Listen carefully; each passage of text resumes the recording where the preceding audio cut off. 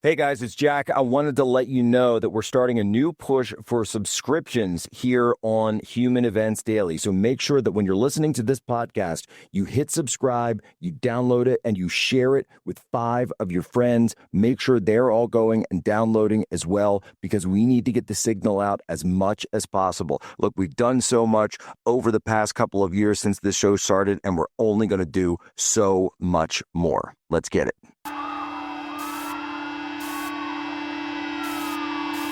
This is what happens when the fourth turning meets fifth generation warfare.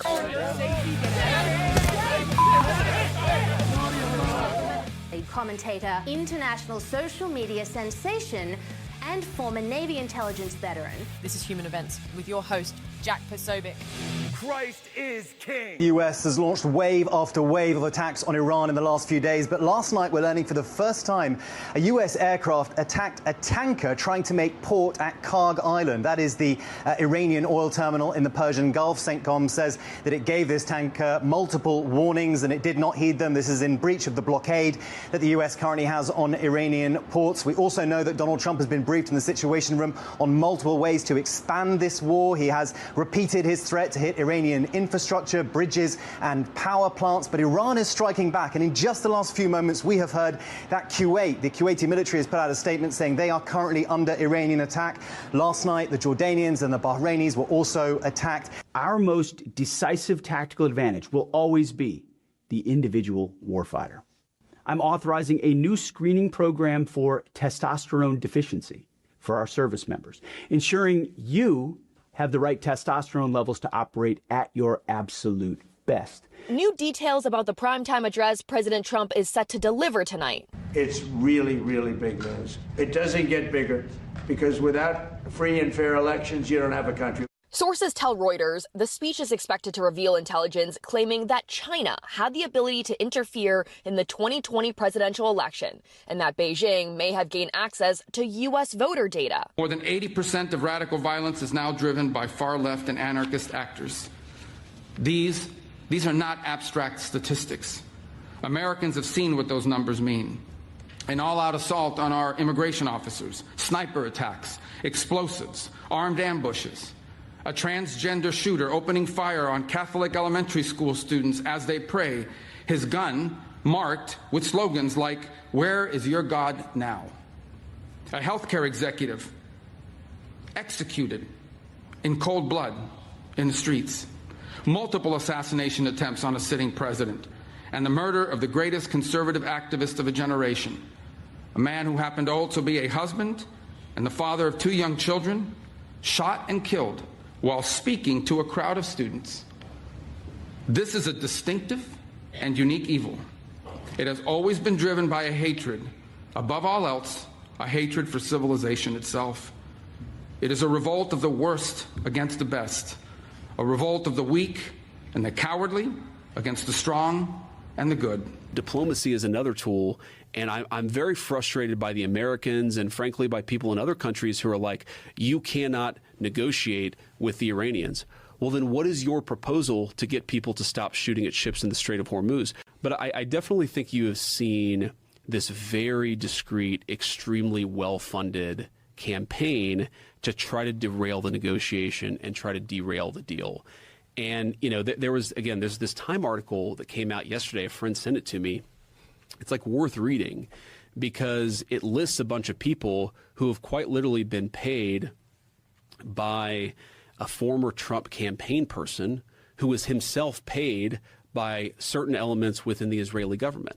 And those people are attacking me viciously for quite literally trying to accomplish the negotiation objective that the president set for the country. So what is their position? Like, are they attacking you how? Oh, it's social media posts. It's, you know, they're leaking to reporters. They're attacking me obsessively, saying that we should not be negotiating with Iran. We should just keep the military campaign going indefinitely. And that is their explicit position. But if people want to say we mishandled the Epstein release, guilty. We did mishandle, especially the communications of it. What do you think should have been done? I think that we should have just dropped everything at the very beginning. And, like, obviously it takes a little time to review the stuff, to find the stuff, to redact things where you have victims and so forth. But we should have just done it as quickly as possible.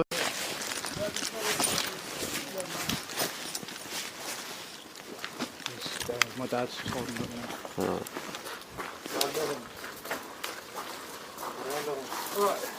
He keeps dropping side to side, so I'm just trying to keep him set up. Alright. He's got a mouthful of blood. I don't want him. I can't break. He was on the bin on the other side of this keep. He's jumped over these fences and stuff like that.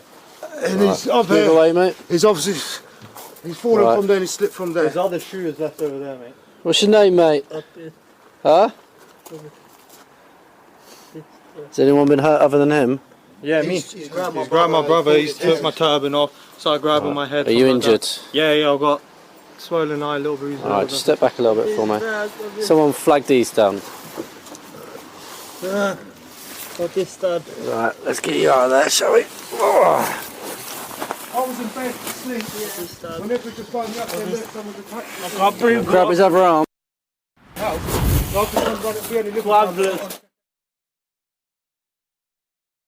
All right, well, ladies and gentlemen, welcome aboard today's edition of Human Events Daily. We are here live in London, England, where we're here for the opening of CPAC Great Britain.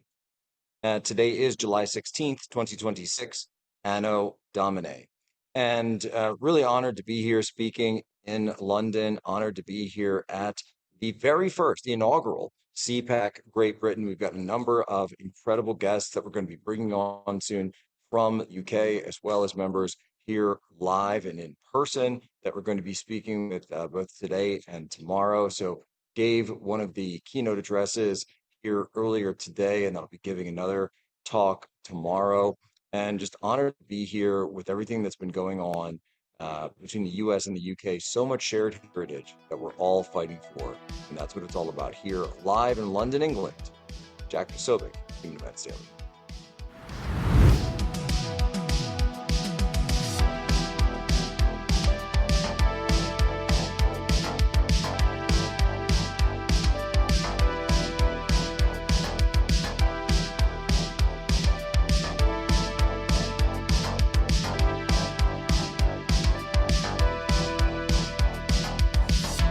Stand in our way, and our golden age has just begun. This is Human Events with Jack Posobiec. Now it's time for everyone to understand what America First truly means. Welcome to the Second American Revolution.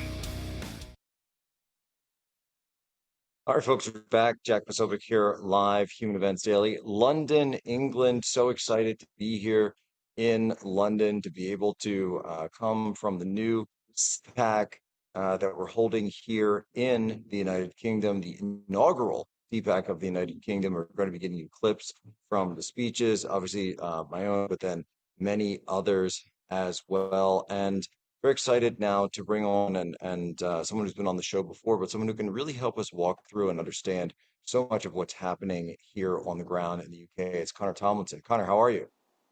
Hello, sir. How are you? I'm very well. So we've, I'll put it this way, and I understand that, there's still an investigation going on, and there's details yet to come out, and we don't want to obviously we don't want to speculate, but let me tell you, as I've come to your shores, that I've just come from the United States and the courtroom where the murder case is going on of Charlie Kirk by this individual, Tyler Robinson, which is obviously done as an example of left-wing political values and left-wing extremism. I get down off the airplane, go over to buy some, something to drink at the Smiths here at the airport in Heathrow, and what do I see is the story of Ann Widdecombe and the story of her horrific murder.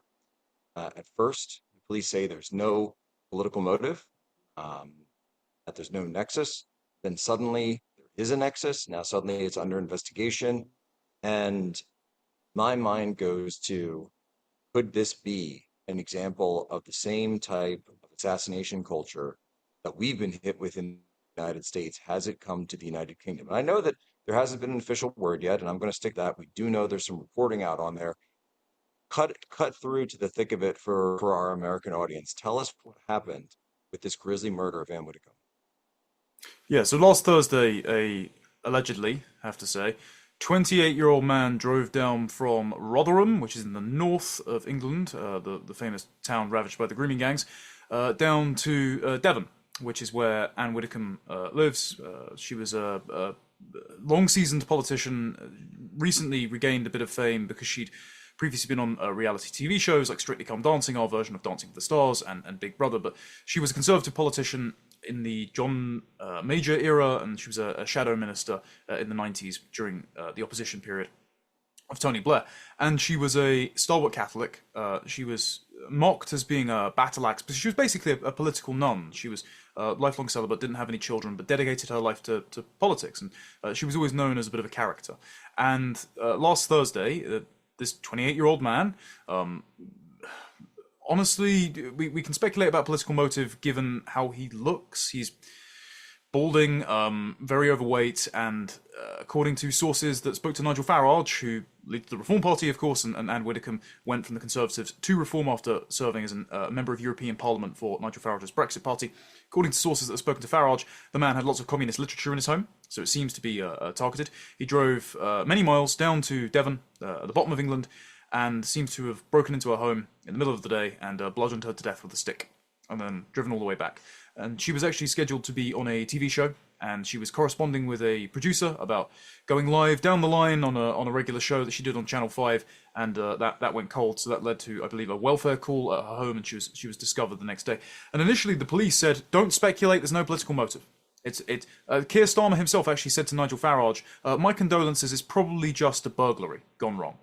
And then the police arrested the man, they let him go, and they had to re-arrest him, and then the investigation had to be handed over to counter-terror police, because it seems that Devon and Cornwall police had done such a poor job, they almost let her suspected killer slip free, and had told the public there was nothing political about a former high-profile politician being killed in her own home at all. During the same week that we find out that Nigel Farage is getting hundreds of death threats, during the same week that Nigel Farage, just a few days after actually, Nigel Farage had to call a by-election because of some parliamentary investigations into his finances. Finances he says that he has to use to pay for millions of pounds of round-the-clock security because he has people throwing milkshakes and concrete and threatening to kill him. One guy was just arrested, I think it was yesterday, under suspicion of making threats to shoot Nigel Farage in May. So it's a consistent pattern of what the left would call stochastic terrorism, but they only call it that because they know that they're doing it.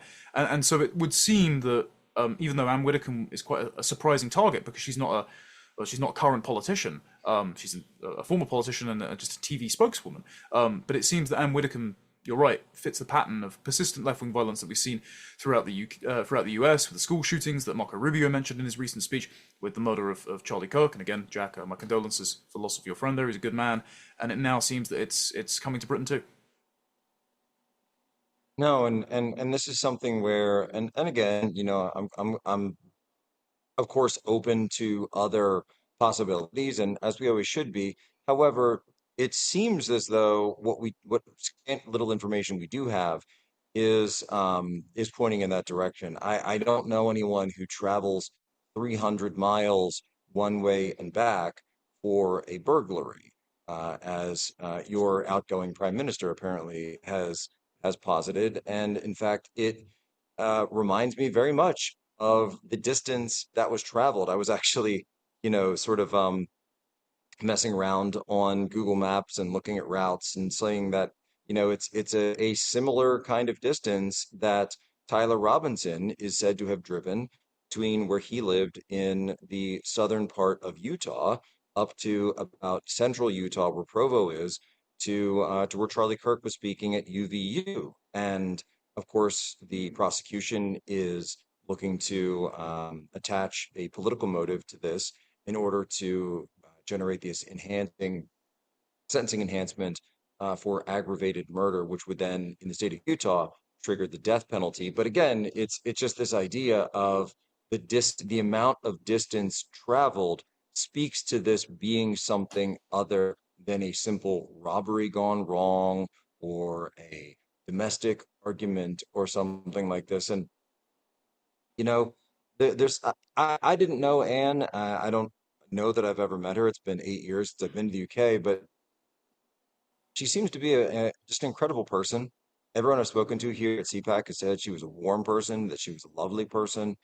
And it just reminds me of Charlie in a sense that Charlie was just a good person. He was a good man. He was spotless.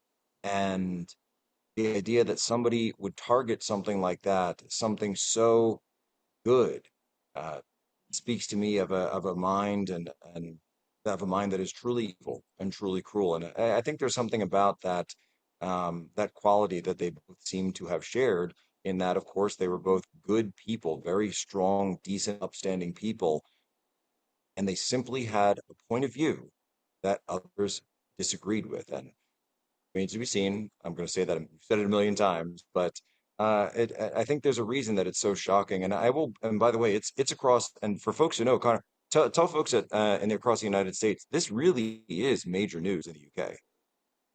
Yeah, so it's been the third MP that's been murdered in about 10 years. There was Joe Cox during the Brexit referendum, who was killed by a schizophrenic guy who identified as like an Anders Breivik-style neo-Nazi. And then there was Sir David Amos in 2021, who was stabbed to death by a Somalian Muslim over the fact that he voted for the bombing of Syria and I believe British intervention in Libya at the time. We also had Stephen Timms back in 2010 that was stabbed by someone who was, again, another Muslim. But this one has been particularly prominent, and Widdicombe's likely to be commemorated in the House of Commons with a specific plaque and shield like the previous two MPs that were killed were. I just want to concur with two of your points, Jack. That the first being that the people that I've spoken to in Reform have been just heartbroken by this. I mean, Zia Yusuf gave actually a very good speech the other day, just detailing all of the threats that Reform MPs have faced and just don't talk about. You know, rape threats, death threats, threats to someone said that the Reform's mayor of Greater Lincolnshire's son should be raped by refugees if they're so worried about them so much. I mean, this sort of really sick and twisted stuff that people are out there doing. And you saw Richard Tice, who is Reform's, deputy leader. It was the leader before Farage returned.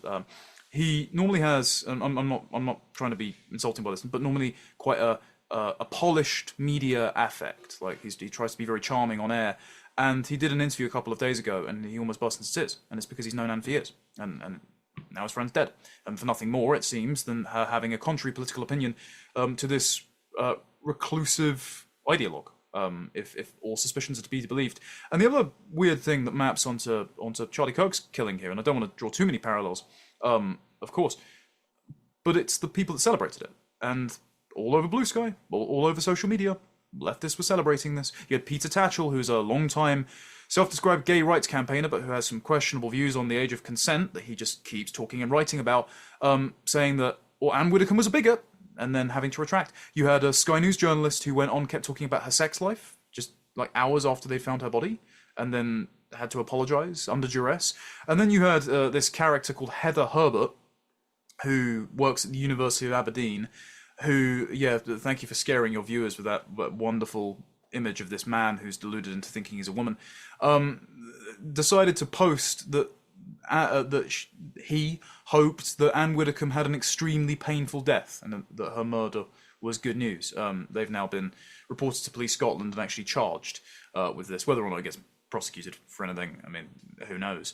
But there is a climate of encouraging violence against your political opponents that only goes policed if your opponents are right-wing and you happen to be left-wing. And otherwise, MPs like Reform MPs are left without protection because Nigel Farage's security detail got watered down the day after Charlie Kirk got killed. I can only see that as a statement to put a target on his head. This is completely unacceptable in a free society. It's completely unacceptable anywhere. Press right back, Jack. Sober Car Tomlinson.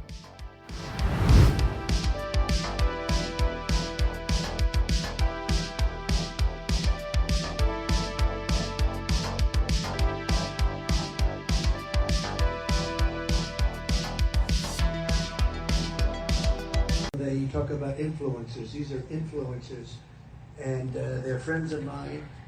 Jack Posobiec. Where's Jack? Jack, who's done a great job. All right, folks. Jack Posobiec back live. Human Events Daily, Real America's Voice. We're here in London, England. Though it's not quite foggy. The weather's actually quite nice today, and it's been quite nice almost the entire time we've been here. But, folks, 250 years ago, America decided that we were breaking up with England that we're going to go our own way. We were going to go and try something a little bit different. We were going to go and do our own thing. But America turned 250, and you know something? That's a great celebration. It's a celebration of freedom, of strength, greatest country in the world. And here's the crazy part. 250 years later, people in America are still drinking whatever water the government whatever the government decides to put in our water. And we're talking about fluoride for your teeth, chlorine chlorine to keep things clean. Well, that's not a decision that I want someone else making for my family. You certainly don't want the King of England deciding what you have to drink, like tea, for example. And that's why in my family, we're proud Americans who use Cove Pure to purify our water. Over 209 million Americans on fluoridated water right now. And here's what the science actually shows. A recent study confirmed that fluoride exposure is linked to lower IQ scores in children. That's not a fringe study. That's from JAMA Pediatrics, one of the most respected medical journals in the world. And chlorine, that isn't even the worst part. It's what happens when it reacts with natural particles in the water from plants and soil. It creates chemical byproducts called THMs. The government itself calls probable human carcinogens, linked to disruption of your gut and cancer. Sure, states are moving on this. Utah and Florida ban fluoride, but that process takes years. Your kids, your family, they're drinking this water today. You need something that works now, and that's exactly what Cove Pure is. They're certified to remove up to 99.9% of contaminants, fluoride, THMs, pharmaceuticals, PFAs, anything that isn't water gets filtered out. I love how easy Cove Pure is to use, how great the water tastes, and how much peace of mind it gives me knowing I'm in control of what my family drinks. So don't wait for the government to catch up. Take back control of your water, and in honor of America's 250th, Cove Pure is giving my audience $250 off. Use my link, Cove Pure, COVEPURE.com/POSO.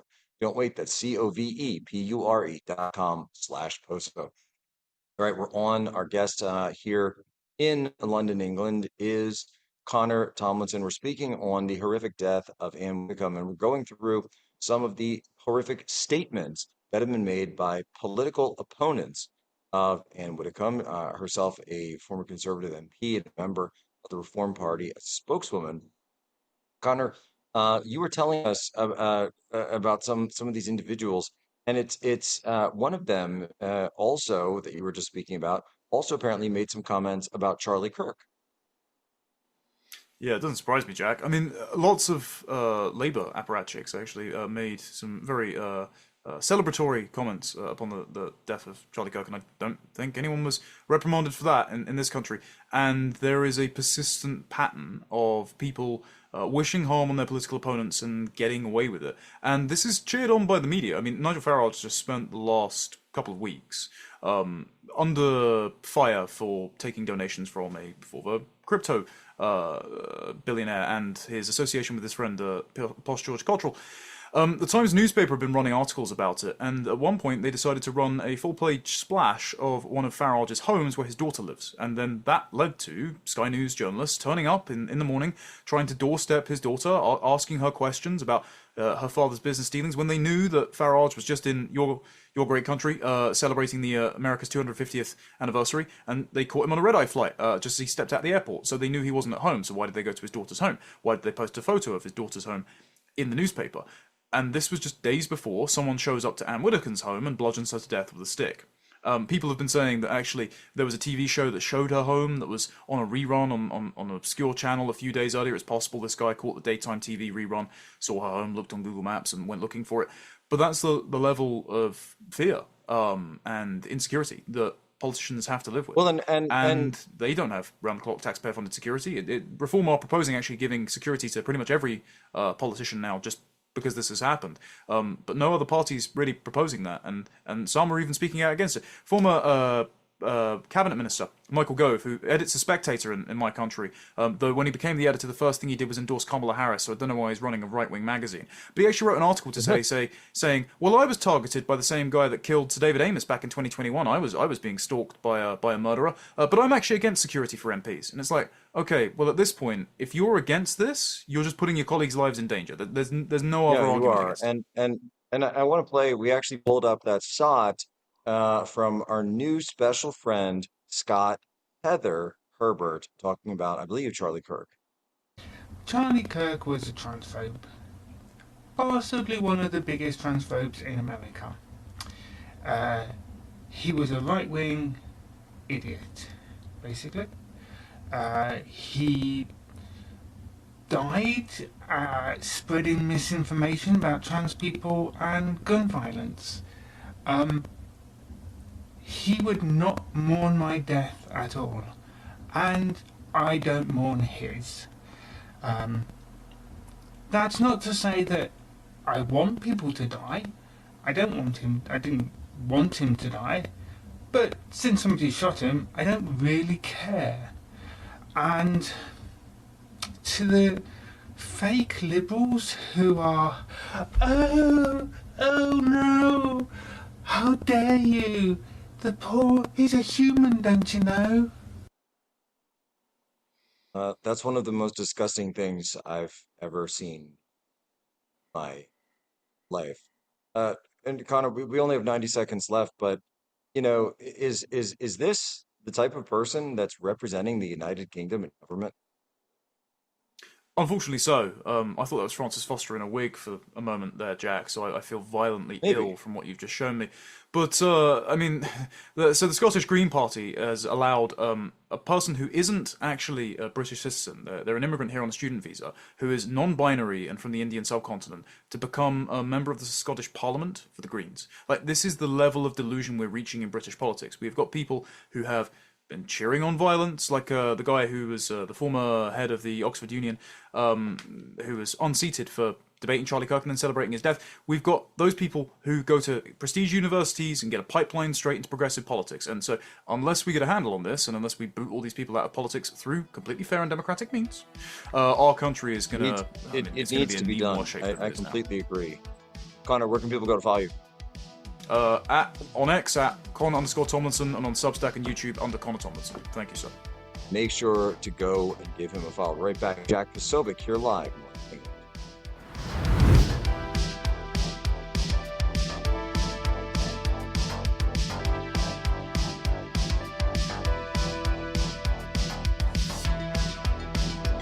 Jack. Where's Jack? Where is he? Jack, I want to see you. Great job, Jack. Thank you. What a job you do. You know, we have an incredible thing. We're always talking about the fake news and the bad, but we have guys, and these are the guys who should be getting Pulitzers. All right, folks, Jack Posobiec back live here, Human Events Daily, Real America's Voice. And before we get started, I want to thank Allegiance Gold for everything they do to make our coverage possible, and specifically the coverage that we did last week in Orem, Utah, Provo, Utah, and they stepped up and they provided security for Human Events team while we were out there. And Allegiance Gold is an incredible partner for us because when we asked them to step up, if they'd be willing, they said yes. And that's what they'll do for you. Security means different things to different families, and can also mean your financial security. And that's why I'm especially thankful for Allegiance Gold. We've been working together for the past 5 years, and relationships like that are not built overnight. They're built on trust, consistency, and showing up for each other. We appreciate the support, and we're proud to have them standing with us. If you want to learn a little more, go visit protectwithposo.com. That's protectwithposo.com, or give them a call, 844-577-POSO, to learn more. Hey, Allegiance Gold is watching my back. They can watch yours too. Protectwithposo.com. I want to get Rich Barris in here. What's up, Rich? Can you hear me all the way from foggy London town? I can hear you, brother, loud and clear. Thanks for having me. Yeah, no, it's happy to have you on. So I'm here at CPAC, Great Britain, and I keep getting this question. I just did this BBC interview and a bunch of other ones where they keep asking me, and Nigel Farage spoke as well, and I said that I made a joke actually. I said that I know the UK is in between prime ministers right now because Keir Starmer was leaving, but they haven't appointed the new one. And I said, first of all, I'd say that once we're done with him, I think Donald Trump might actually be eligible to run for prime minister because of his mother's Scottish citizenship, which made her a British citizen. Just saying that's your immigration laws, all right, not ours. That he could possibly be able to run. But In case he doesn't, just in case he doesn't, if he's too busy in the United States or other things, but I think Nigel Farage would make a phenomenal prime minister, and I certainly stand by that. But I keep being asked about 2028. That is like the big thing on us. They say, "Oh, Trump is, he's looking at the midterms. 2028 is heating up," and these are the top. The Times of London. We've got BBC here, and so I keep telling them that, guys, it's JD Vance. It's there's going to be a primary. There's going to be people who run. There's no question. But JD Vance is winning this thing by and large, by leaps and bounds. And they said, oh, well, we saw that his Joe Rogan interview, and some people didn't like it. And I said, I think you might be having a disconnect of reading things online that are kind of an anti-Vance op that's being pushed right now. Something that he actually spoke about during the interview, which is kind of hilarious, and just as a fundamental misunderstanding where things stand in America. And so you're the numbers guy, Rich Barris. Correct me if I'm wrong, but all the numbers that I've seen, the people I've talked to, it seems as though, I'm not saying there isn't interest or people aren't looking around at other potential candidates here and there. By and large, it's Vance. Yeah, let me clear this up for the BBC right now and anybody else who may be confused about this. You're right. There will be a primary. We know we're going to get Ted Cruz is going to run. We'll see what Marco does despite his public comments. Marco does what he wants. The wind blows different direction each day. There'll be a libertarian candidate or a candidate that, meets or matches or speaks for the libertarian wing. But the bottom line is this is the same disconnect we saw when Trump ran against DeSantis. It's just that the online and the influencer and whatever you want to call it, there absolutely is a foreign op against Vance. That's public now. I don't know why it's so taboo to talk about. But from a numbers point of view, Jack, this is the same debate with Trump versus DeSantis. There simply are not enough educated Republican voters or educated, I hate using the word affluent, and I can't even stand the word educated. There aren't enough professional class, credentialed Republican voters that are represented by the dying neocon wing of the party, which granted has a lot of money, but doesn't have votes or a constituency, to overcome or even try to match the margin that Vance will win non-college and traditional Republican voters by. The only question in 2028 is whether JD Vance, the vice president, decides to run. If JD decides to run, he will be the nominee. People always say, well, it's early, Rich. It can't be that much of a foregone conclusion. Oh, but it is. It really is a foregone conclusion, the same way that it was that if Donald Trump decided to run, he would obviously beat whoever. It didn't matter how much money they raised. DeSantis had an ungodly amount of money. He spent an ungodly amount of money. He put Jeb Bush to shame, and he still got clobbered. Nikki Haley tried. She came, within 10 points of New Hampshire. She got creamed in her own home state. I mean, this is a laughable concept. I understand people like the horse race, Jack, and it's all very, sexy to them in the headlines, right? This is what we do every election cycle. But a numbers guy, like myself, you cannot look at this field. As long as you understand what a Republican primary looks like, you cannot look at this field and say anybody else is going to win other than J.D. Vance. They're more sophisticated this time. I think it's fair to say that the neocon wing, which is the never Trump wing, who's pretending to be MAGA right now, they are more sophisticated, but their problem remains the same. It's the reason why Joshua Isaac and I wrote Burn It Down. This is going to come and hit them like a freight train. The first boomers turn 80 this year. J.D. Vance speaks for the millennial and down part of the Republican Party, and he also is winning the boomer part of the Republican Party anyway. So it gives opposition zero chance. Zero chance. Well, I that's can't be exactly any more right. clear. And I was actually pointing out to a few of them, and I actually said this to the BBC. I said, you notice that one of the hottest topics, specifically, particularly for reform, but also for in UK politics right now, is the sort of the status, and in the wake of the murder of Henry Novak, the status of white working class boys. And I think almost every speaker has mentioned that here at the conference. So white working class, and again, this is new, right? This is new for British politics, talking about anything as, having mainstream politicians like Nigel Farage speaking out against the oppression of white working class boys, and Keir Starmer actually arguing for the impression of white working class boys just about a year ago when he's promoting this ridiculous Netflix video. I pointed out, I said, well, one thing I would just add to everyone's understanding of the U.S. is that issue you're talking about, white working class boys. Yeah, that's JD Vance you're talking about, okay? This is literally the man who wrote the book on what it is to grow up like that in an impoverished and an economically devastated area that was done so by post-industrial globalization, that he lived that life, a life that his family was put through, that these pressures of society forced upon his people, the good family that he was working with, obviously raised in a home that's broken by any definition, the drugs, the potential for violence, and again, just the crippling poverty. And I would say, when you're looking at JD Vance, you guys need to price this in. You need to calculate this and add it to your analysis that this isn't just an issue for him. This is his actual life. And I hope that you understand how it's his identity, and hope that you understand how politically important that is for him when it is for U.S. politics, just as it is for British politics. Yeah, and I think the reason why, and you know this, Jack, from knowing the man himself, I think the reason why he's so effective at projecting people's concerns and their fears and speaking to them the way that he can is because you know the man, you've stood in front of him, you look them in the eye. He's authentic. There is nobody out there in that field right now that's authentic. And I'd also just say this because they get very loud when somebody says something like JD said yesterday on the Rogan interview.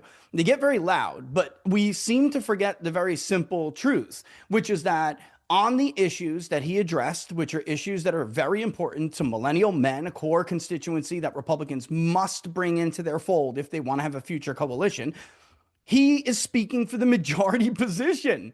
And while you may be loud and you may make a ruckus every time somebody steps on your sensitive issue, but the fact of the matter is it doesn't change the reality that you are speaking for a small dying minority, and the vice president is speaking for a growing majority. And I actually saw an influencer tweet yesterday, or post on X.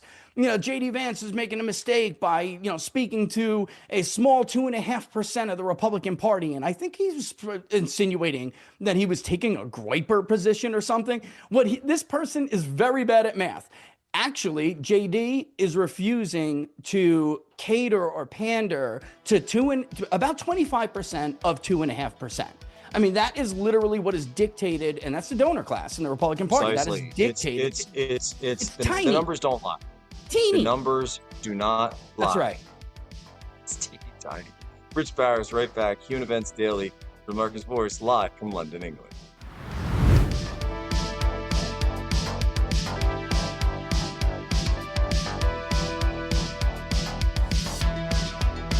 It's the Jack Posobiec Appreciation Hour. I can say confidently, I think Josh Shapiro would be the vice presidential nominee if it wasn't for Jack Posobiec. And that is, I'm being honest.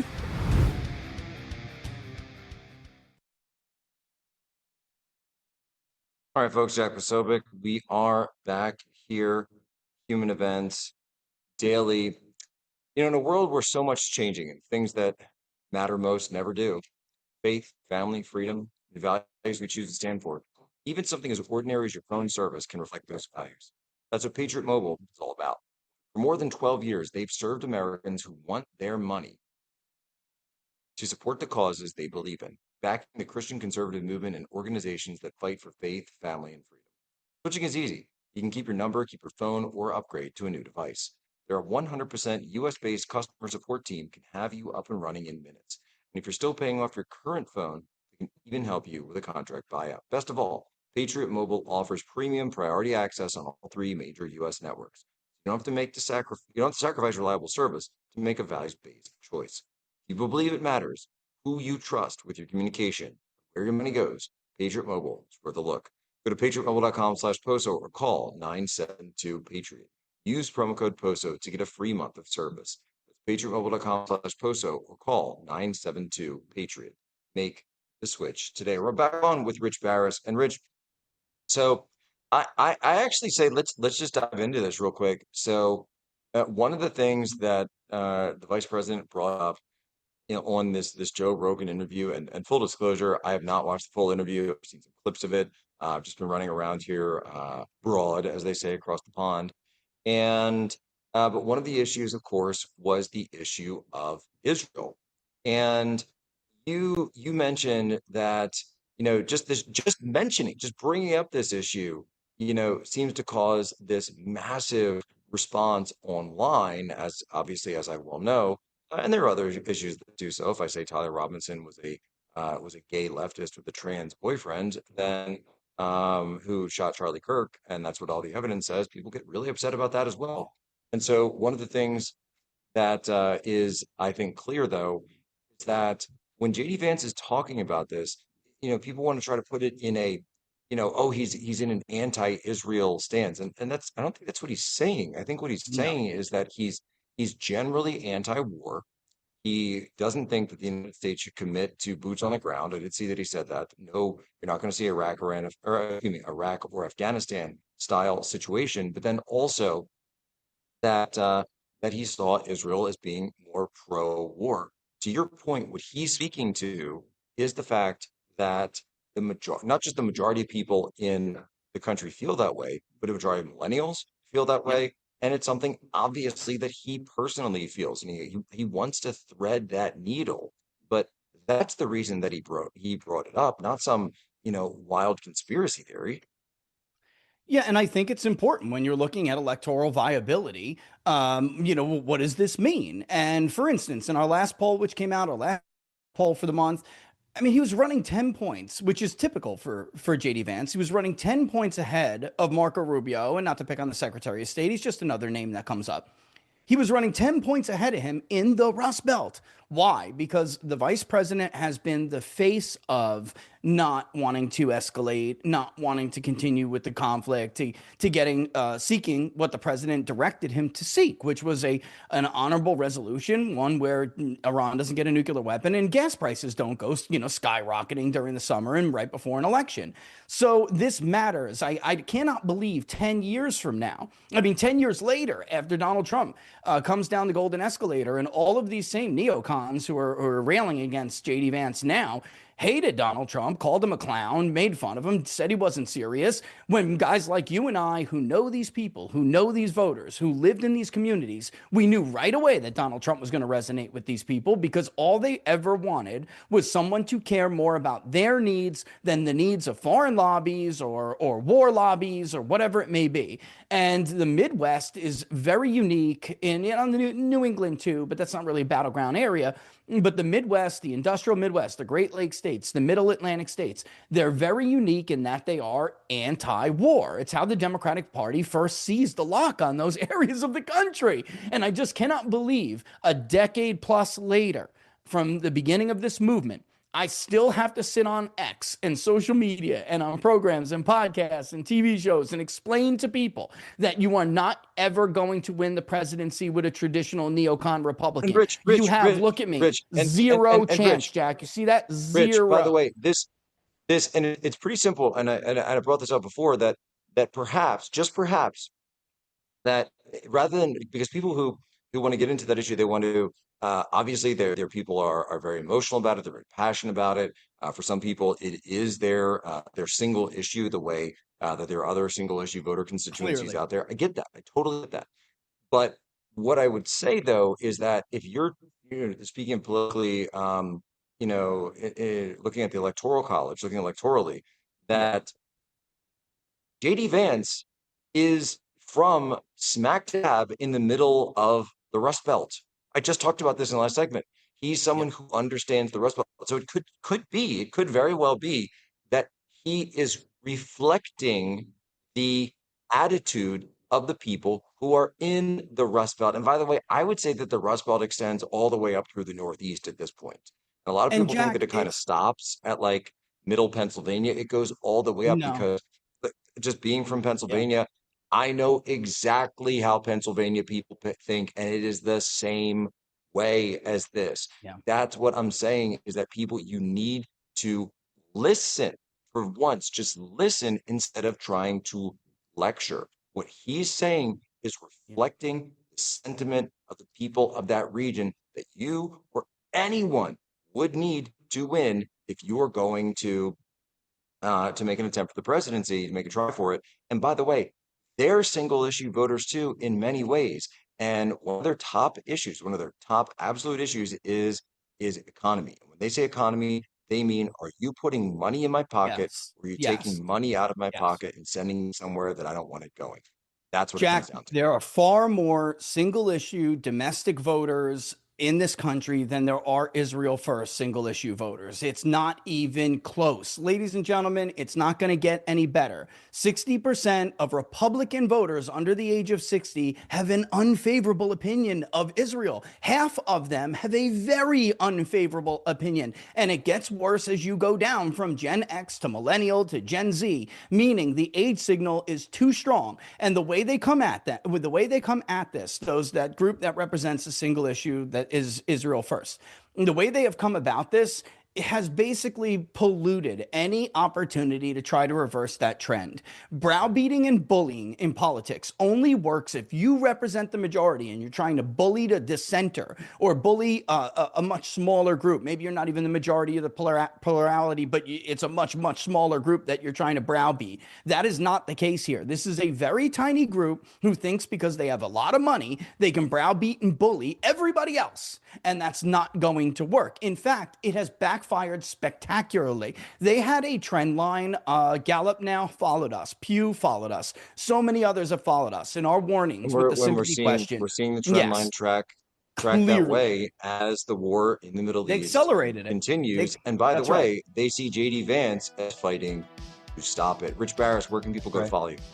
The best place always, Jack, is on Locals, peoplespundit.locals.com, but at peoples_pundit on Graham and X. Go buy Burn It Down, folks. Pre-order it, baby. Go check it out. All right, folks. From London, England, ladies and gentlemen, as always, you have my permission.